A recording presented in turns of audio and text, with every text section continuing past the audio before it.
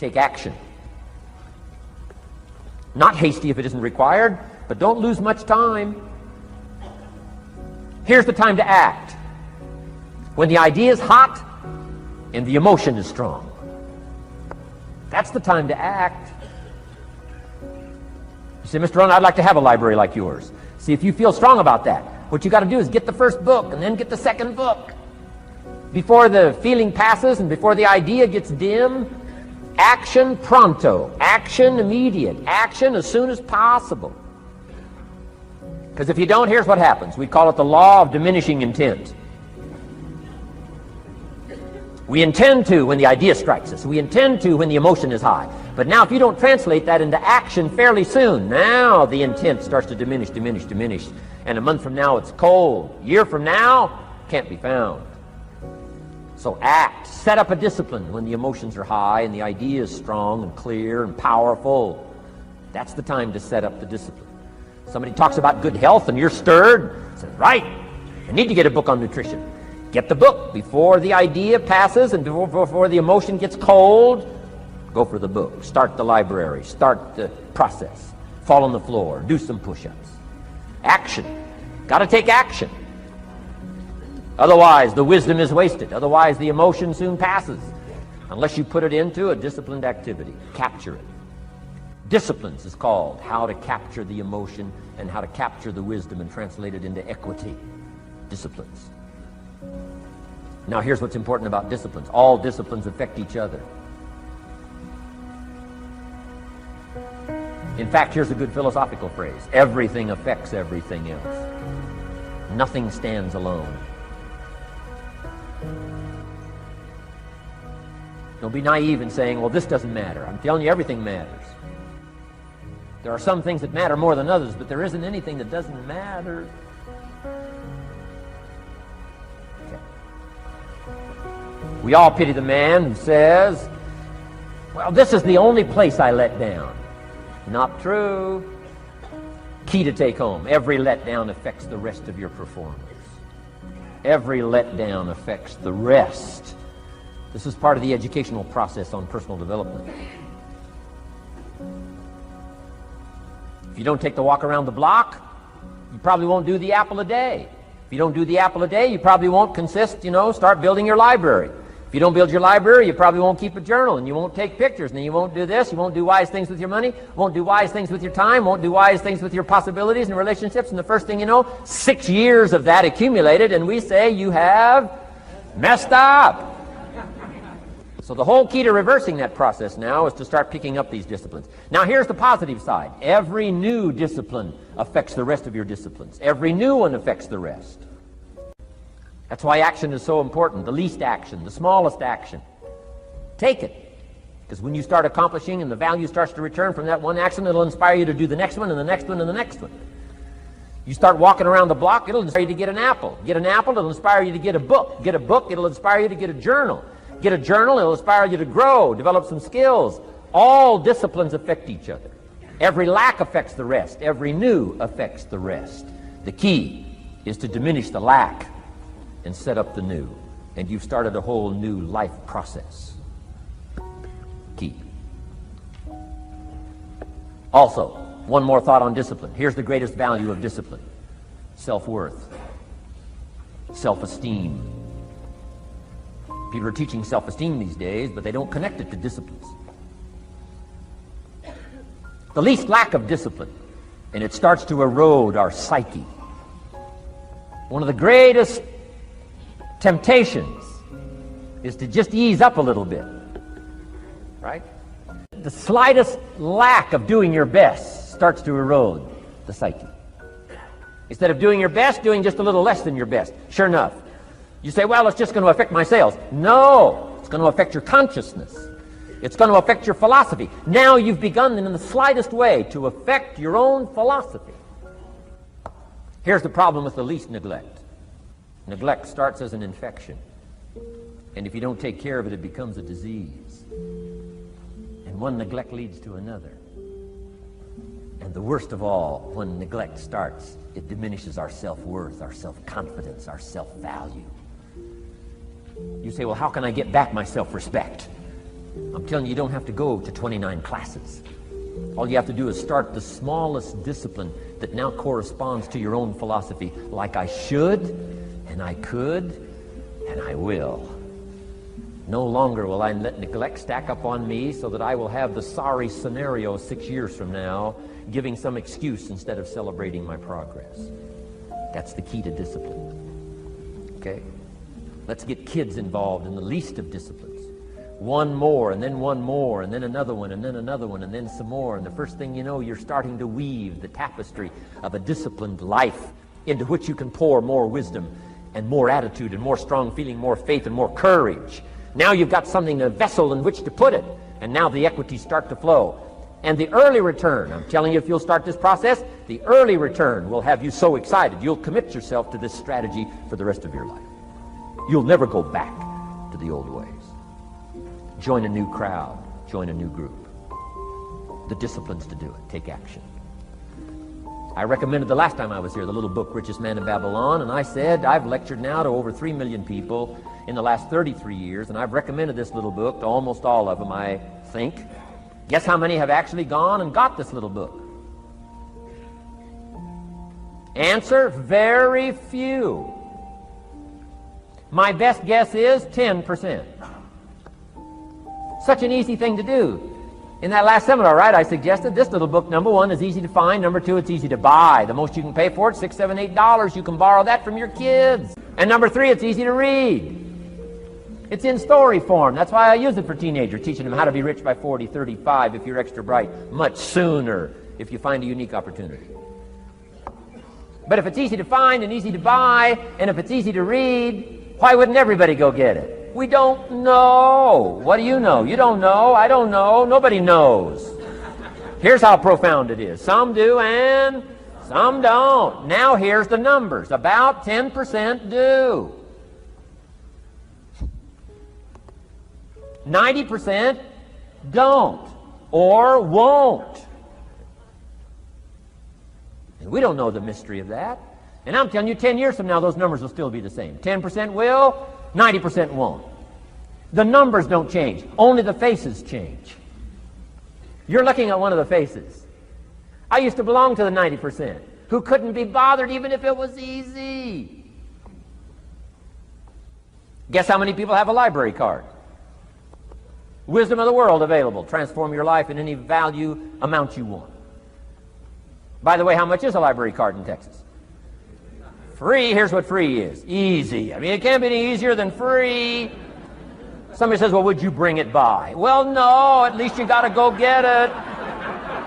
No.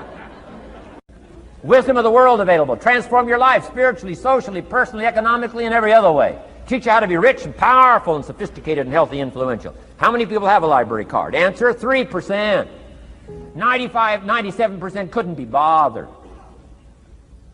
Guy specializes in happy hour, but he doesn't have a card.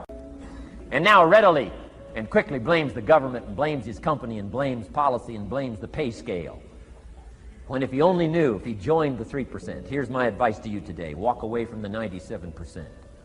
Don't talk like they talk. Don't act like they act. Don't go where they go. Don't specialize in what they specialize in. Throw away the blame lists they cling to. Start you a new life. You say, well, is it as simple as getting a library card and the 3%? And the answer is, of course. Of course. That's how easy this stuff is. This is so easy. It's so simple. It's not complex. You don't need a 2,000-year-old guru. You don't need multi-track affirmations. I'm telling you, don't. Affirmation without discipline is the beginning of delusion. Don't let somebody sweep you into some contrary way to nature itself says, unless you labor. The miracle of the seed and the soil and the seasons and God and all the other stuff that's available, sunshine and rain, that's not available to you by affirmation. It is only available to you by labor. So labor well. Okay. Learn well. Discipline yourself well. I used to wonder why two people could work for the same company, one make twice as much money. Now see, that used to puzzle me. And maybe they were the same age, graduated from the same school, live in the same community, work for the same company, with the same products and the same services. They've got the same traffic, the same problems, and one makes $1,000 a month, the other one makes $2,000 a month. Now that was my puzzling question. Why would this long list be the same and the money twice as much? I asked, what's the difference between $1,000 a month and $2,000 a month? And I don't mean $1,000 a month, right? I could figure that out. But what makes the difference? Why would one person do twice as well, 3 times as well? Speaking economically. Now, I know there's more than one way to do well. I understand that. But in this little narrow area called compensation, what's the difference? Well, back then, with my faulty thinking, I'm trying to reason it out. I thought, well, maybe time makes some of the difference, right? Some people do better because they have more time. I used to say, Harold ought to be able to do well. He's got a lot of time. If I had all of Harold's time, I could do well. Now, that's got to be dumb, right? Number one, you can't get somebody else's time.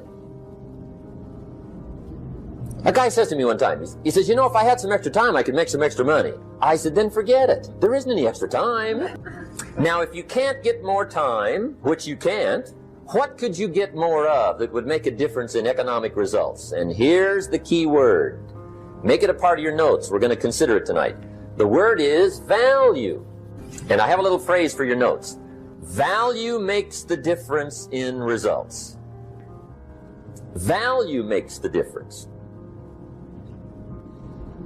You can't get more time, but you can create more value. Now, here's the first lesson of economics. Everybody should learn it from the time they're old enough to understand what a dollar means, how to earn one, how to get one, how to keep one, what to do with it. First lesson of economics. We primarily get paid for value. That's lesson 1. Bringing value to the marketplace, that's how you get paid. Let me give you the 4 major lessons in life to learn. Here's 4 majors. It's good to study the majors. In our weekend seminar we teach, some people don't do well because they major in minor things. You've got to be on the lookout. At the end of every week, end of every month, you've got to check, make sure you're not spending major time on minor things. We go through that whole series. Majors and minors. Now, let me give you 2 phrases before we get to the 4 majors. This will set it up and you'll see where I'm going. 2 key phrases for your notes. Here's the first one. Life and business is like the changing seasons. That's the first phrase. Life and business is like the changing seasons. One of the best ways to describe life, it's like the seasons. Frank Sinatra sings, life is like the seasons. Now here's the second phrase. Very important. You cannot change the seasons, but you can change yourself. And see, that's how life gets better for you. Not by chance, but by change. Now, here's the 4 major lessons in life to learn. I've got my first book finished. Came out a couple of weeks ago. This is in it. The 4 major lessons in life to learn. Here they are. Number 1, learn how to handle the winters. That's lesson 1. They come right after falls with regularity. Some are long and some are short and some are hard and some are easy, but they keep coming. You must learn to handle the nights. They come right after days. You must learn to handle difficulty. It comes right after opportunity. You must learn to handle recessions. They always follow progressions for the last 6,000. See, it isn't going to change. The lesson you must learn is how to handle it. And there's all kinds of winters, right? The winter when you can't figure it out. The winter when it all goes smash. The winter when it turns belly up. The winter when it won't work, when you've run out of money and you've got a broken heart. See, those are winter times. There's all kinds. Economic winters, social winters, personal winters. When your heart is smashed in 1,000 pieces and the nights are unusually long. Your prayers seem to go no higher than your head. It's wintertime. You can't get rid of January by tearing it off the calendar. But here's what you can do. You can get stronger, you can get wiser, and you can get better. The winters won't change, but you can. And that's how life changes for you.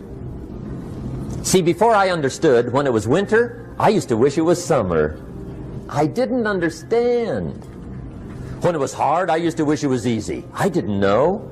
And then Mr. Schoaf gave me a part of his very unique philosophy when he said, "Don't wish it was easier, wish you were better." See, that triggered my whole life change. Here's lesson 2. Learn how to take advantage of the spring. That's the second one. Spring is called opportunity. And spring follows winter. What a great place for it. If you were going to put it somewhere, that'd be the place to put it, right after winter. And pray tell, how often does spring follow winter? Every year with regularity, 6,000.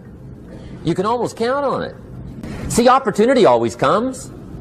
Days follow nights. Isn't that terrific? Opportunity follows difficulty.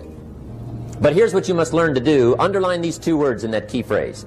Take advantage. Underline those 2. You must learn to take advantage of the spring. See, just because spring rolls around is no sign you're going to look good come fall. You got to do something with it. Now here's what else you must do. Take advantage of the springs quickly, because there's only a few. Just a handful of springs have been handed to each of us. They don't come forever. Life is fairly brief. So you got to read every book you can get your hands on what to do with your springs while they're here.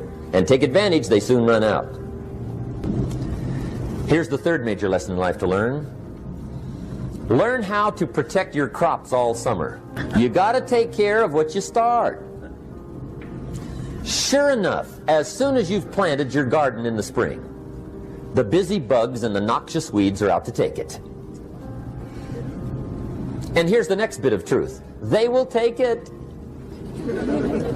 unless you prevent it. And that's the third major skill to learn. You've got to learn to prevent the intruder from taking all the good you start.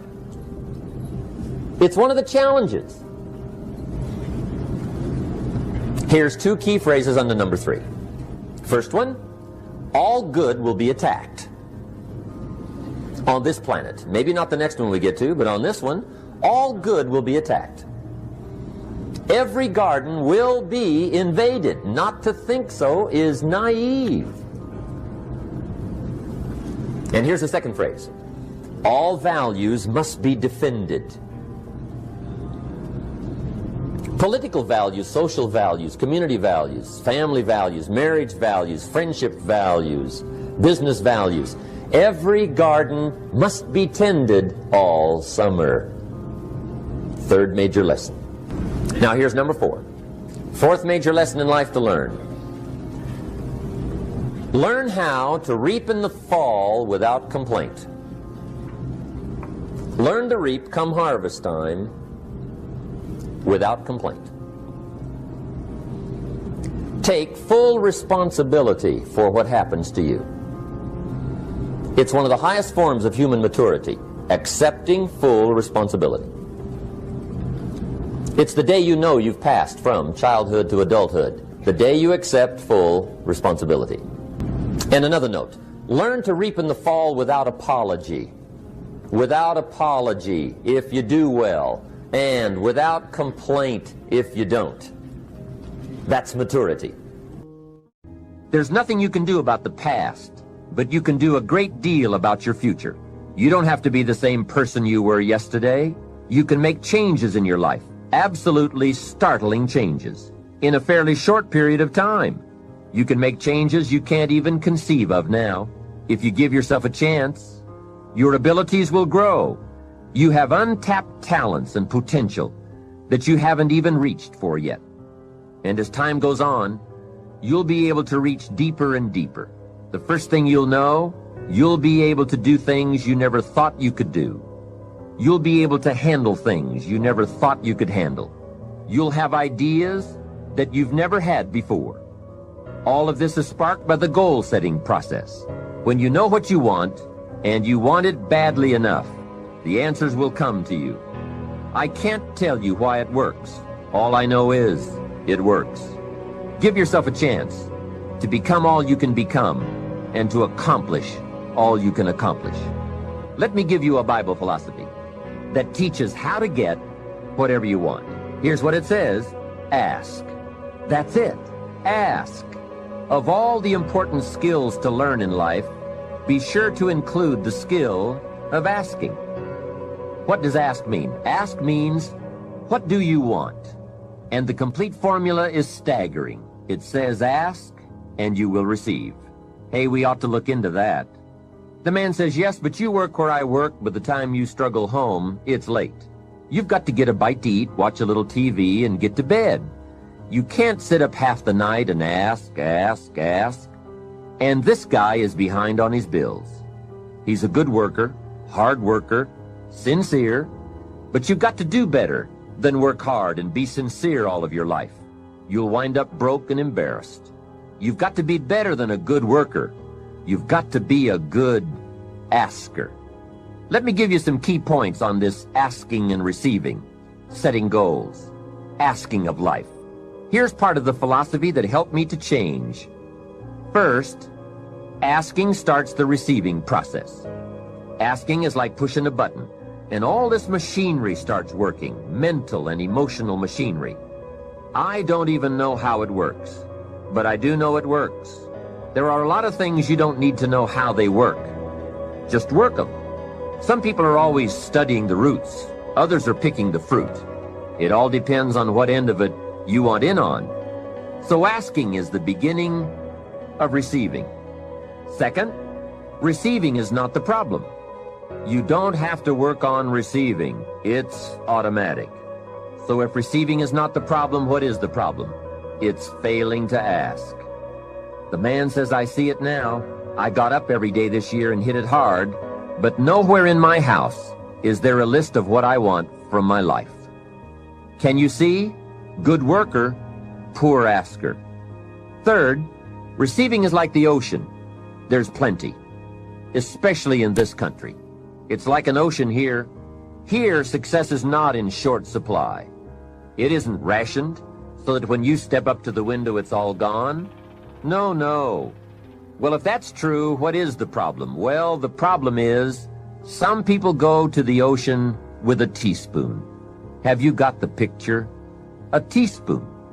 What I suggest you do in view of the size of the ocean is trade your teaspoon for at least a bucket, and you will look better at the ocean with a bucket.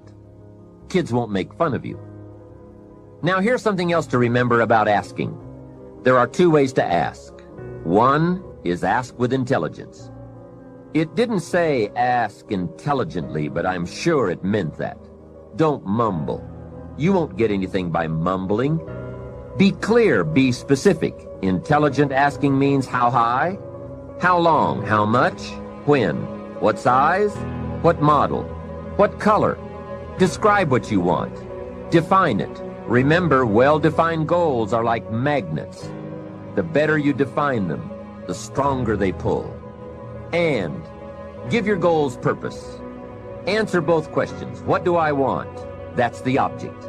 And the second question, what for? That's purpose. Purpose is stronger than object. What you want is powerful and it will pull. But what you want it for is more powerful. Here's the second way to ask. Ask with faith. Faith is the childish part. It means believe you can get what you want like a child, not an adult. Many adults are too skeptical. They've lost that wonderful childlike faith and trust. Don't let that happen to you. Believe in, have faith in yourself and your goals. And get excited like a child. Childlike enthusiasm. Nothing can beat it. Kids think they can do anything. How exciting. They hate to go to bed at night and can't wait to get up in the morning. Develop that kind of enthusiasm toward your life and your goals. And be curious like a child. Kids can ask 1,000 questions. Just when you think they're finished, they come up with 1,000 more. They'll drive you to the brink. But it's really a virtue. Have plenty of curiosity. Ask questions. That's how you learn. Here's the next one. Look around. You might have overlooked some people that need to be recognized. You might have overlooked some talent that you could be using to help in the training and conduct meetings. Don't miss some of the gifts that are close by you. Look around and say, who's doing a good job that maybe I've missed this last year? Look around and see if there aren't some people who need to be lifted up, who need your inspiration, who need your presence, who need your time. Here's the next one. Look down to the work.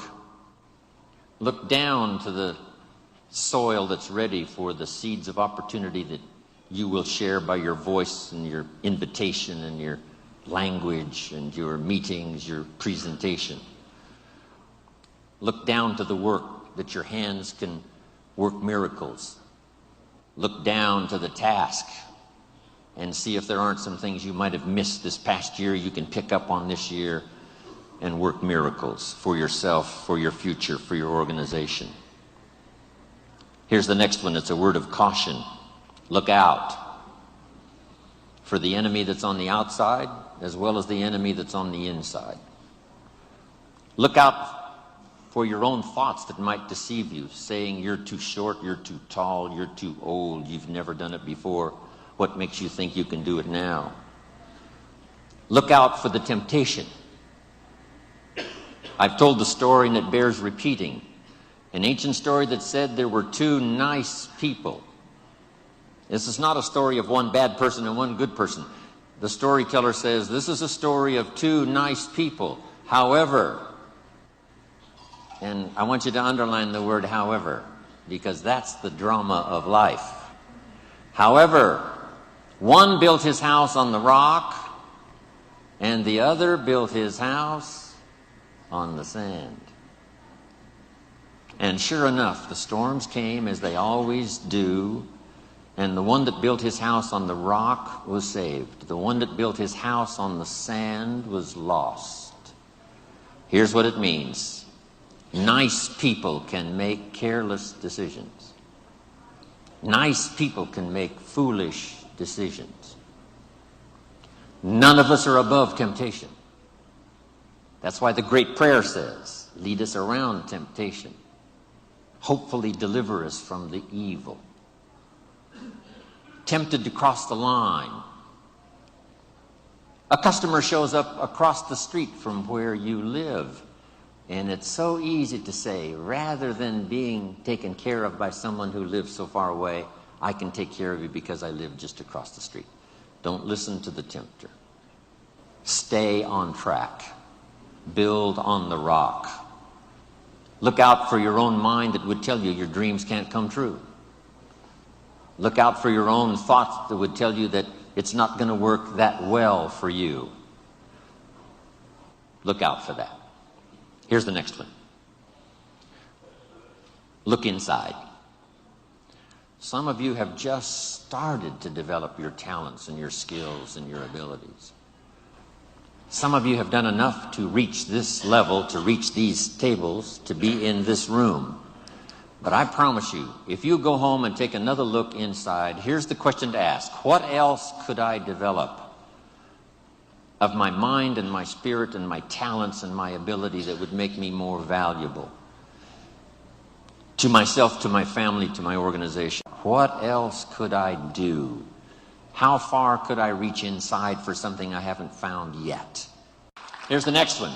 Look up to the God that made us all, to a higher power that's still within reach. Draw on that spiritual part of human existence and human life. It'll work miracles. Once in a while I get a letter. Guess what it says? Dear Mr. Rohn, while you travel the world, please remember, we pray for you. I thought, wow. That's what I felt at 39,000 feet. When I was a little weary and tired, somebody in South Africa was saying a prayer for Jim Rohn. All of that unseen miracle stuff that we all touch at times in our lives. I'm asking you to look up and draw on that experience, that comfort, that uniqueness that makes us who we are. Work harder on yourself than you do on your job. Develop the skills. Learn the lessons. Take the classes.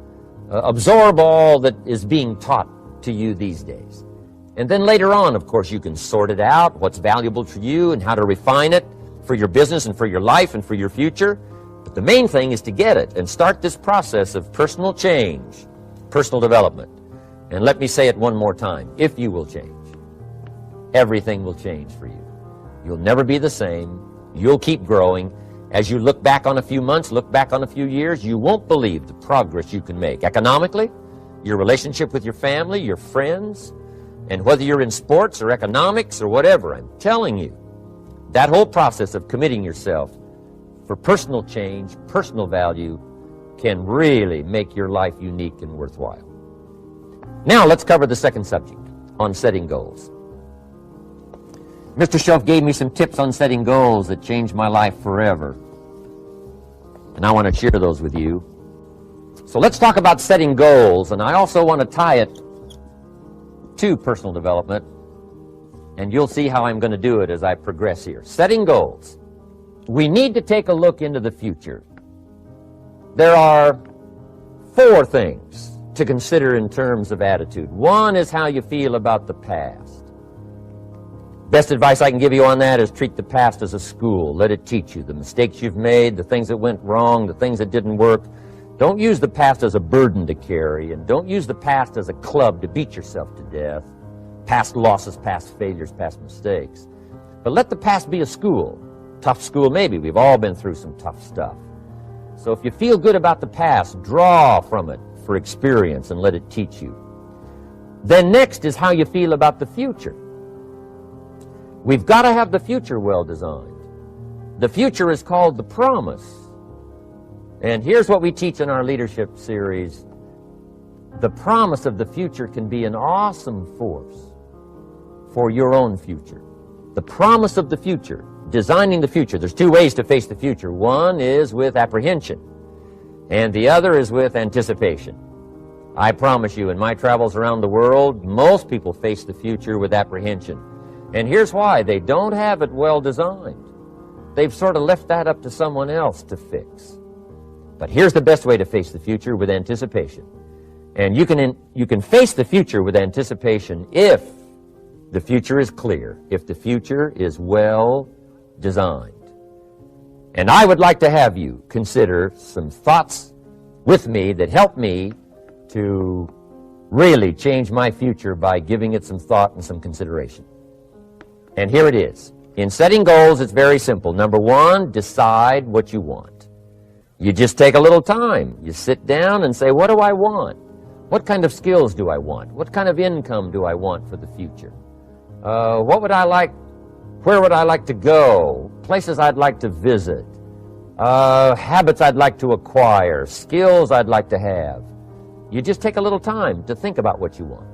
Economics, friendships, people you'd like to meet, places you'd like to go. You just take some time. And then I suggest, when you've thought about what you want for the future, make a list. Just jot it all down. It's really a very simple process. And then here's number 3. Keep all the old lists. I'm telling you, this served me so well, keeping my old list of goals. I look back now 10, 20 years ago at goals I set, lists I made, and I smile now because here's what I thought was so important, 20 years ago. Now some of those things aren't even on my list. I've got a new list. I've grown. I've changed. I've matured. But I give you that advice. Decide what you want. Number 2, write it down. Number 3, keep the old lists. And then here's number 4. When you get something that's on one of these lists, check it off. Part of the fun of having a list is checking it off. And then if you can add some drama to checking it off, see, that's what really helps. I set a goal to go to Spain many, many years ago. And when I finally made my first trip to Spain, I had that journal with me that had that list in it. And while I had my journal on my lap, waiting for the wheels to touch down in Madrid, I waited until the wheels touched the runway, and I checked it off. Just adding a little drama. So, part of the fun of having a list is checking it off. Now, here's what's important about the lists and designing your future. If the future gets clear, the price gets easier. Because you got to remember, for every promise, there's a price to pay. Everybody's got to pay the price. Everybody's got to do the deal. Everybody's got to do the disciplines. Everybody has to pay. But here's what I've discovered. If the promise is clear and powerful, the price is easy to pay. The price is some classes. The price is a few books. The price is a few disciplines. The price is finding something that'll make your life better, make you grow, make you change, make you develop. So the first part of the key is to design the promise. Then, what is the price to pay? I'm telling you, the price will be easy. Anybody in my audience can pay it, no matter where you are, where you come from. Color doesn't matter, religion doesn't matter, where you grew up doesn't matter, circumstances don't matter. I'm telling you, if you'll make the promise of the future clear for yourself, the things you want, the places you want to go, the things you want to have, the person you want to become, the skills you want, the homes you want, the future you want, the friends you want, all of the values of life that you could possibly want. If you'll make that clear, make those lists, and be serious about it, I promise you it's an easy price to pay. Anybody can pay it. And the best advice I can give you is, if I can do it, you can do it. Farm boy from Idaho, raised in obscurity, I changed my life, turned it upside down, turned it all around, found economics, found future, found promise, and if I can do it, you can do it. So, start setting your goals and see if you can't get a better excitement going for the things you want to accomplish for the future. One of the major reasons for setting goals is for what they make of you in achieving them. My teacher advised me when I first got started at age 25, he said, "Jim, why don't you set a goal to become a millionaire?" He said, "It's got a nice ring to it. You know, enough zeros to impress your accountant." And he said, "I'm here to help you. You're only 25 years old. You've been to 1 year of college. You've got a beautiful family, every reason to do it. Why don't you set a goal to become a millionaire?" And he said, "Here's why." And I thought, he doesn't need to teach me why. Wouldn't it be nice to have $1 million? He said, "No, then you'll miss it." He said, "Here's why. For what it will make of you to achieve it." I'm telling you, that statement changed my life. Set the kind of goals that will make something of you to achieve them. He said, "Now, once you become a millionaire, what's important is not the money." I thought, that's kind of strange teaching. He said, "Honest, it isn't important." He said, "You could just give the money away." Now, I did better than that. I lost it all. By the time I was 31, I was a millionaire. By the time I was 33, I was broke. And I'll tell you a little bit about that story later. But when I lost all my money, guess what? I found out Mr. Schoaf was right. What was valuable was not the money. What was valuable was what I became to earn the money. The skills I had, the knowledge I had about the marketplace, the values that I had going for me. They were more valuable than the money. And here's an important statement to remember. It's not what you get that makes you valuable. It's what you become. So part of the key here is to set the kind of goals that will make something of you. Don't set them too low so that you don't have to grow and you don't have to read and you don't have to try and you don't have to stretch. Don't set them too low. And then don't sell out. Don't go for something that's going to cost you your virtue or cost you your values or sell out your principles. There's a good middle road here to follow. Goals that will inspire, goals that will help you grow, change, develop, and become better than you are. Okay, now let's talk about financial independence. How to become rich by 40, 35 if you're extra bright, much sooner if you find an opportunity like I did. Let me show you how I did it. Financial independence. I like the phrase financial independence. Some people are a little bit concerned about using the word becoming rich or becoming wealthy, and I can understand that. I struggled a little bit with this. Is it okay to go for becoming rich, go for becoming wealthy? And maybe that's a bit too strong a word or strong a term. So here's what I've come up with that I think is comfortable for me, and that is how to become financially independent. I think it's every person's heritage here, especially in America, to become financially independent. Now, let me give you my definition of financial independence. Financial independence is the ability to live from the income of your own personal resources. Financial independence. Now, it depends on how you want to live. If you need $2,000, $3,000 a month, if you need $4,000 or $5,000 a month, if you need $10,000 a month, some people may need, $100,000 a month.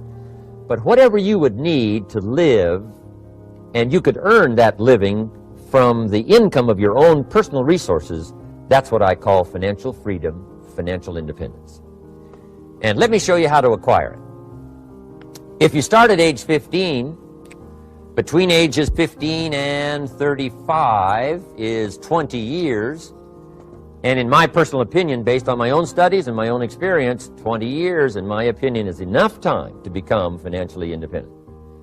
If you're not, you don't live in the wrong country.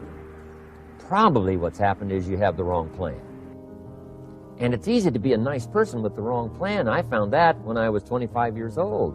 I was broke at age 25, and I was a nice guy. You would have liked me. But I'm telling you, my plans up until then, especially my financial plan, left me broke. I totally changed it the next 6 years, and I became financially independent. So I know what I'm talking about. It is possible in a reasonable amount of time, 15 to 35, whatever, 20 years time, enough time. You can do it in a much shorter period of time, like I did if you want to. But this is a reasonable enough time. But here's number one. First of all, you got to have the right philosophy. Philosophy is our ability to gather knowledge and sort through it and decide what's valuable. To develop a philosophy about life, a philosophy about our health, a philosophy about our family relationships, a philosophy about economics. And if you develop the right philosophy, that's what helps to set this sail, so that in 6 years it takes you where you want to go, instead of winding up like I did that first 6 years of my economics, broke, no money, empty bank account. The right philosophy. Now let me give you a couple of philosophies to consider. Here's the first one. It's called the philosophy of the poor. And here it is. Poor people usually spend their money and invest what's left. That's the philosophy of the poor. Now here's the philosophy of the rich. Rich people invest their money and spend what's left. And here's the startling answer. It really doesn't matter what the amount is. What's most important is not the amount. What's really important is the philosophy. So I would ask you to adopt this philosophy of spending after you have invested. Invest first, then spend. And I've got a little formula that I'm going to share with you. Now, what should a child do with $1? I mean, there's a lot of debate going on, I'm sure, across the country on what a child should do with $1. Here's one opinion. It's only a child and it's only $1. What difference does it make? Well, in my opinion, it makes all the difference in the world. A person's economic future starts with a child with $1. Somebody says, oh, no, you're only young once. Let him spend it all. Well, when would you hope that would stop? Somebody says, well, wait till he's 50 and broke like me, and then he'll learn. Well, no, we don't want to wait that long. If I would have known earlier than age 25, I would have changed. In high school, if they would have had classes called Wealth 1, Wealth 2, I'd have taken both classes. I would not have waited until age 25. So, the earlier the better. So, what should a child do with $1? Here's the simple premise to begin with. Don't spend it all. And if a child wants to spend the whole $1, you got to say, hey, don't spend it all. Don't spend it all. They'll say, why not? It's my $1. I earned it. You say, I know you earned it, but don't spend it all. They'll still say, why not? Say, let me show you why not. So you put them in your car, take them to the other side of town, and show them where people live that spend the whole $1. You just drive them around. Kids learn best by visual. Just drive around and say, would you like to live here? Kid says, no. Would you like to live like these people live? Kid says, no, no. Then you can't spend the whole $1. So, kids will get the message. So, take them to the other side of town, show them around, unless you already live there, and then just show them around. Anyway, don't spend the whole $1. Now, let me give you my best view of what to do with $1. And I promise you, if you started at age 15, now if you're over 15, right, you've still got plenty of time. You still got 20 years. If you're 30, you still got 20 years. I mean, you still got plenty of time to start what I'm about to share with you. What to do with $1. Here's my first bit of advice. Never spend more than 70 cents. Never spend more than 70 cents. Now, you got to pick some number, and the number you pick is going to be determined by your philosophy. It's going to be determined by what you've been taught or your experience teaching yourself. When I first met my teacher, Mr. Schoaf, I was at about 110% of each dollar. You know, I'm down at budget finance, hawking my furniture and my car one more time. And then I learned a whole better formula for financial independence. Number one, don't spend more than 70 cents. Now, kids say to me, well, okay, what do I do with the other 30 cents? And here's what I teach them. 10 cents for charity. Charity or church, or helping people that can't help themselves. 10 cents to support worthy projects. Projects that you feel good about. 10 cents out of every dollar. It's called being generous with part of what you've taken out of society. Now, in my opinion, nothing teaches us character better than generosity. No class, no teacher, no book teaches character better than generosity. And the best time to start is when the amounts are small. And I know if kids learn these lessons well, they'll give a dime out of a dollar, help people that can't help themselves, support worthy projects. Or if you belong to a church, they teach tithe, piece of. That's very important. Now, because when the amounts get larger, sometimes it's a little more difficult. You know, giving 100,000 out of a million, someone says, oh, if I had a million, I'd give 100,000. I'm not sure. That's a lot of money. So the time to start is when the amounts are small. 10 cents out of the dollar. Okay, next 10 cents I call active capital. Active capital means do something to make a profit. Active capital. Set aside a portion of your income. Wages are okay, but I'm telling you, wages will make you a living. Profits will make you a fortune. So set aside part of your income as capital, called active capital. Any kind of project you can possibly think of, you can possibly come up with.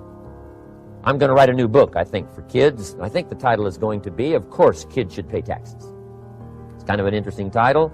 In California, kids do pay taxes.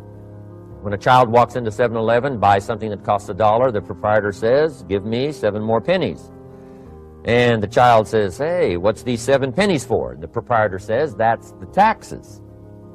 Kid says, well, hey, I'm only 8 years old. Proprietor says, congratulations, you're my youngest taxpayer. Give me the money. So in California, where I live, kids do pay taxes. Big question is, should they? And my book will answer that question. Of course, kids should pay taxes. Nothing is for free. If you want to ride your bicycle on the sidewalk instead of in the mud, you got to pay the 7 pennies. Nothing is free, so we all have to pay. So, 10 cents out of your living, out of the money you earn, set aside for capital. Capital to try your best to show a profit. And in my book, it's going to be all kinds of ways kids can make money, right? 2 bicycles, one to ride and one to rent. I mean, you know, it doesn't take long to figure out some enterprise that'll start making a profit. Then you must jot this down if you're taking notes. Profits are better than wages. One, you can't usually start wages until you're about 16, 15, 16, but you can make a profit long before you're eligible to start earning wages. And then there's no limit to profits, and they can double and triple and quadruple. You know, there's no limit. It's incredible how fast profits can grow. So profits are better than wages. Wages make you a living, profits make you a fortune. Now, the third 10 cents is vitally important. I call it passive capital. Capital you let somebody else use.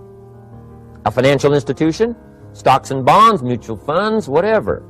Let someone else use it, you furnish the money, they use it to make a profit, but they pay you for the use of it, called interest.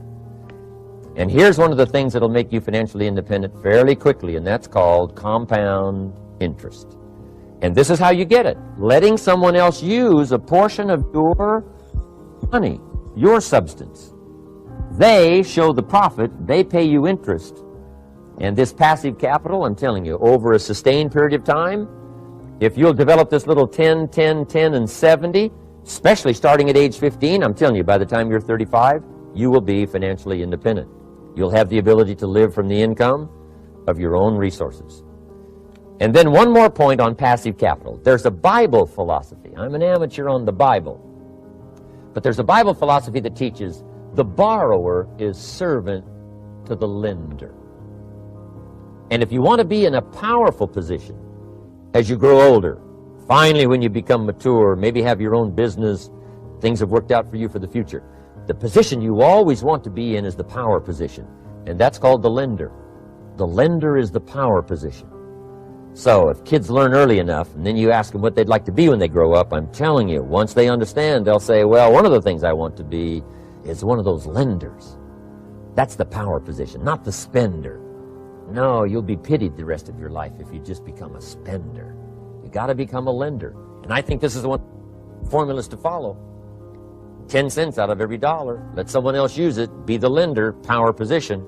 Then try to show a profit. Can't we teach our children how to take $1, search the neighborhood, find a broken wagon, pay $1 for it, bring it home, clean it up, sand it until it's clean, paint it red till it shines, straighten out the wheels till they're true, take it back to the neighborhood, sell it for $5? Anybody can do that. Now, does the child deserve $4 profit? And the answer is yes. Society now has a mended wagon. And that's what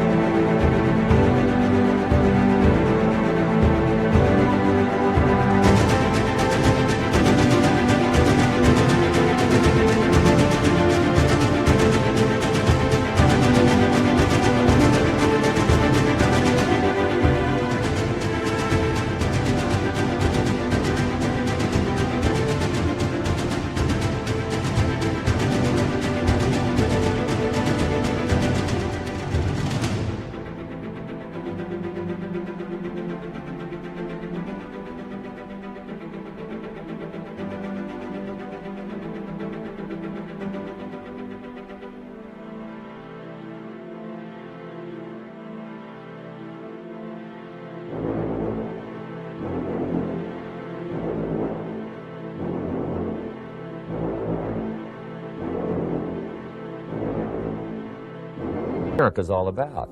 Finding something, touching it, making it better, making a profit, taking part of your resources, helping people who can't help themselves. Let someone else use it to make a profit. Some projects require more capital than one person has. Exciting. And then let them pay you for the use of it. America's had this philosophy now all these years. Communism has taught all these years capital belongs in the hands of the state, not in the hands of the people.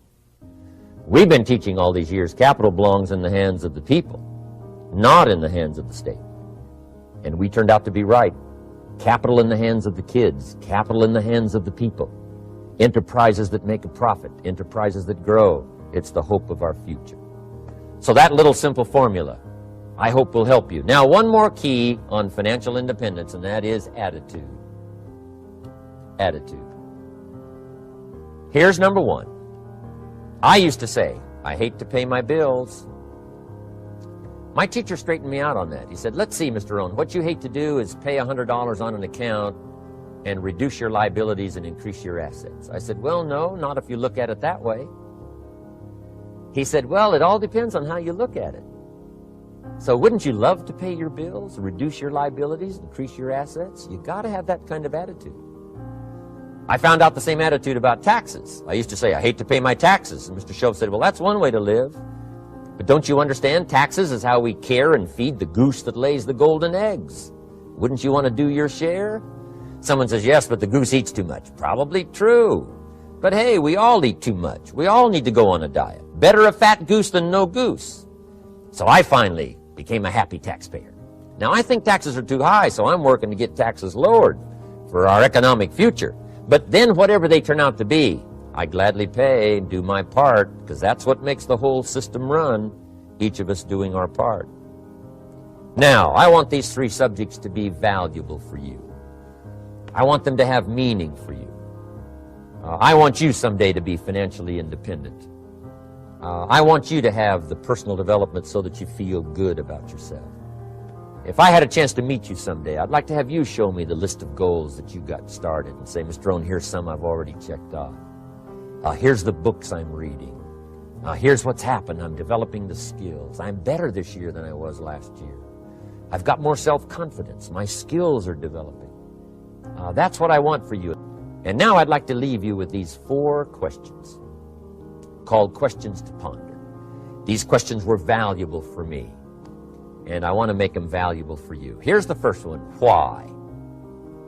We all ask why we should work this hard. Why take that many classes? Why go to school that many years? You know, why take the notes? Why read the books? Why work that hard? Why put yourself through the push-ups and the disciplines?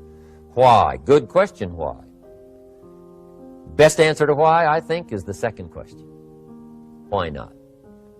Why not see how many books you can read, how many classes you can take, how many skills you can develop? Why not see how valuable you can become to the marketplace and to your friends and to your family? Why not see what you can make of yourself? Why not see how far you can go, how much you can see, how much you can earn, how much you can share? Why not? That's the heritage all of us have, in America especially, is to see what we can make out of our lives now that we've been given this extraordinary opportunity. Now, my third question I'd love to ask you in person. But since I can't do it in person, I want to ask it of all of you. But I want you to take it personally. And my third question is, why not you? Why not you with good self-esteem? Why not you starting to change and setting goals?